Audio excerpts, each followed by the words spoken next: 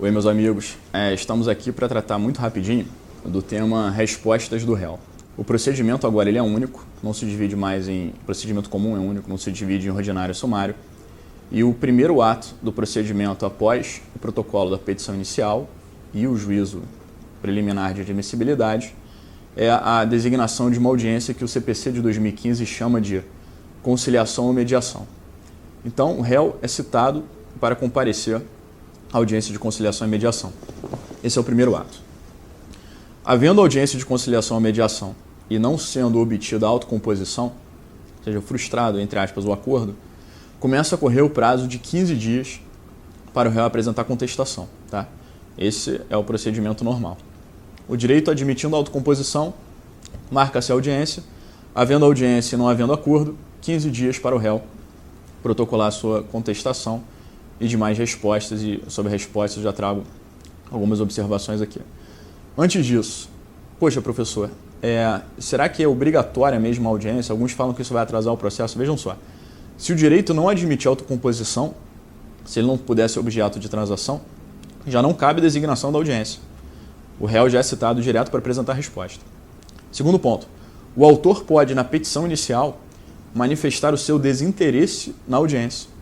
Então, o autor já pode falar que não quer a realização da audiência de conciliação e mediação, e o réu deve ser citado com até 20 dias antes da audiência, e ele deve protocolar em até 10 dias antes da audiência também o seu desinteresse.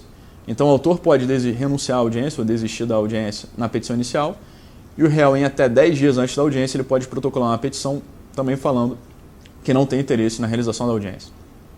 Se o réu protocola a petição em até 10 dias antes da audiência, dizendo que não tem interesse na realização da audiência, começa a correr da data do protocolo dessa petição o prazo de 15 dias para o réu apresentar a resposta. Tá?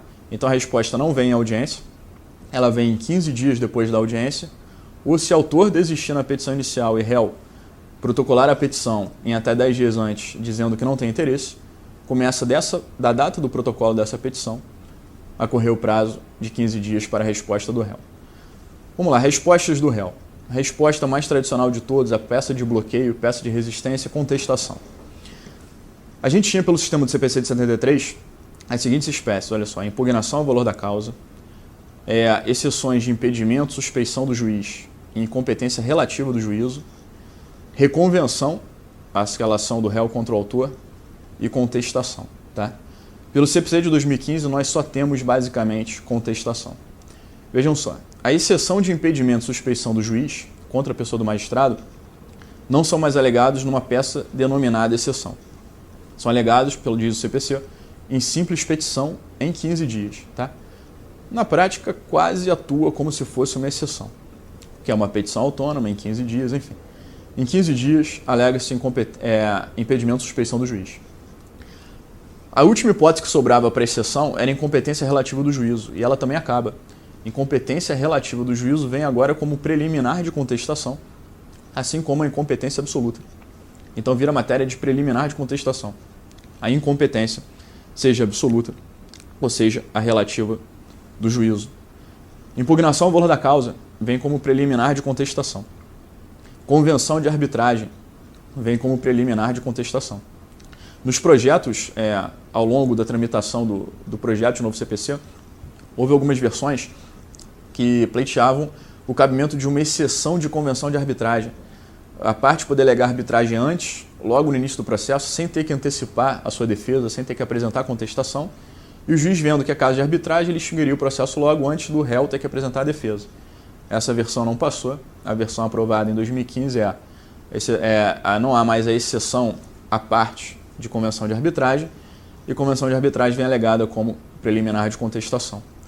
Acaba-se a ação declaratória incidental, que era outra providência preliminar ali, resposta possível. Não há mais ação declaratória incidental com esse nome, mas autor e réu podem fazer um pedido, digamos assim, para que determinadas questões prejudiciais e relações jurídicas tratadas como relações prejudiciais, elas sejam definidas com força de coisa julgada, mas isso é um tema relacionado à coisa julgada que eu não vou abordar aqui com profundidade, tá? Questões prejudiciais, questões incidentais, se elas estiverem contraditórias, ampla defesa, e procedimentos de cognição exauriente vão poder formar a coisa julgada automaticamente. Nesse ponto não há ação declaratória incidental. Lá na falsidade documental, a parte pode fazer um pedido de reconhecimento da falsidade do documento, mas não com o nome de ação declaratória incidental. Vejam que sobrou basicamente, além da contestação, a chamada reconvenção como resposta do réu. O CPC de 2015, ele diz que pode o réu, na contestação, fazer pedido com natureza de reconvenção. Então, o CPC não quis chamar de pedido contraposto, exatamente quis manter a denominação reconvenção, e apenas houve uma simplificação procedimental. A reconvenção vem num tópico da contestação, mas com natureza de reconvenção, ou seja, com aquelas hipóteses mais amplas de cabimento do que tinha o pedido contraposto. O pedido contraposto, mesmos fatos.